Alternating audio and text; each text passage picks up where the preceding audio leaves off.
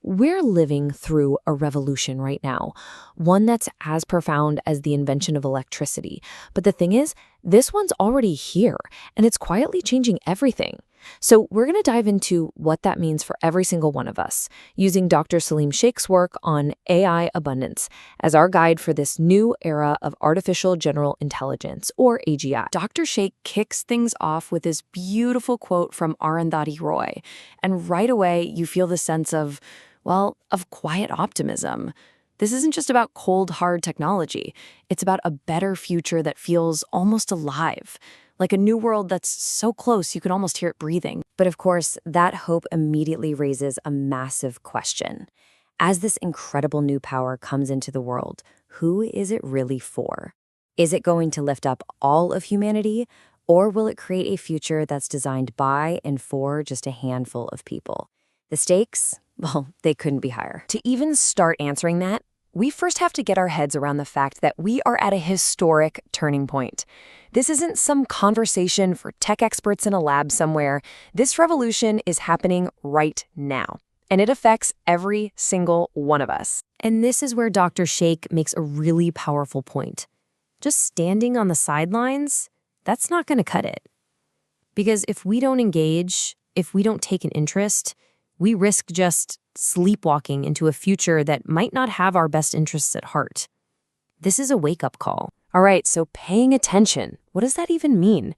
Well, it starts with understanding the massive leap that's happening.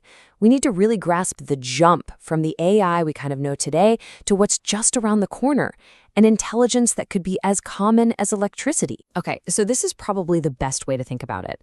The AI we have today, the stuff that recommends songs or helps you navigate, it's like a toolbox. It's full of these really specific, single-purpose gadgets.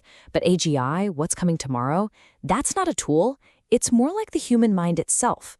It's versatile, it's creative, it can learn and adapt. So let's get specific. What exactly is artificial general intelligence? It's a machine that's not just locked into one job. Think about that for a second. It can learn pretty much any subject, it can reason through problems it's never seen before, and it can use what it knows creatively, a lot like we do. This is a whole new ballgame. And that idea of this powerful new intelligence, that leads us right to Dr. Sheikh's core concept, AI abundance. The vision here isn't that AGI will be some rare, expensive luxury. It's that it will become a utility. Just like we all have access to electricity or running water, this powerful intelligence could become a foundational resource for everyone. Okay, so let's play this out. If this kind of intelligence becomes as common as flicking on a light switch, what does our world actually start to look like? How do the big pillars of our lives, our jobs, our schools, our health start to transform? First up, the big one, jobs. Look, the fear is real, right? Automation.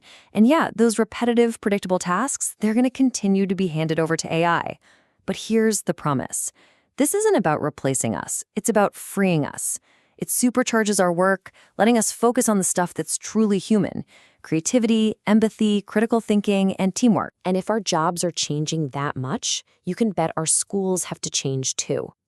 The old model of just memorizing facts for a test, that becomes pretty pointless when you can access any fact instantly. The new model?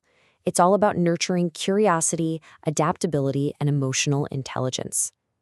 Teachers get to be what they're best at, being mentors, not just lecturers. And this isn't just happening out there in the world.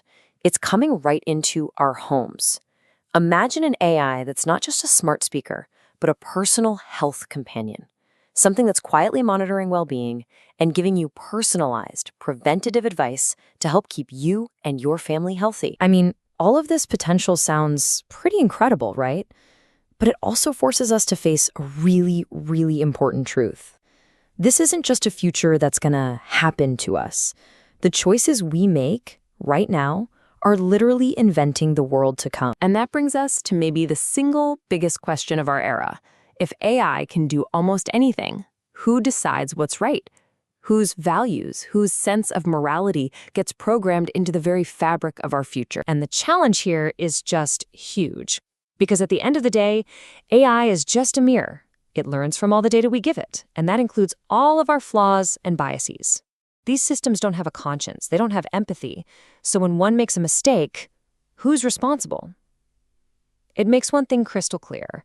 Our human values have to be the guiding force. It brings to mind this amazing quote from the civil rights leader Ella Baker. We must become the ones we've been waiting for. We can't wait for someone else to solve this. It's on us. As individuals, as families, as communities, we have to be the ones to shape this technology responsibly. So what can we actually do? Like right now? Well, Dr. Sheikh lays out some really practical steps we can all take right in our own homes. It's not about learning to code. It's about boosting our AI literacy, playing with the tools, asking questions.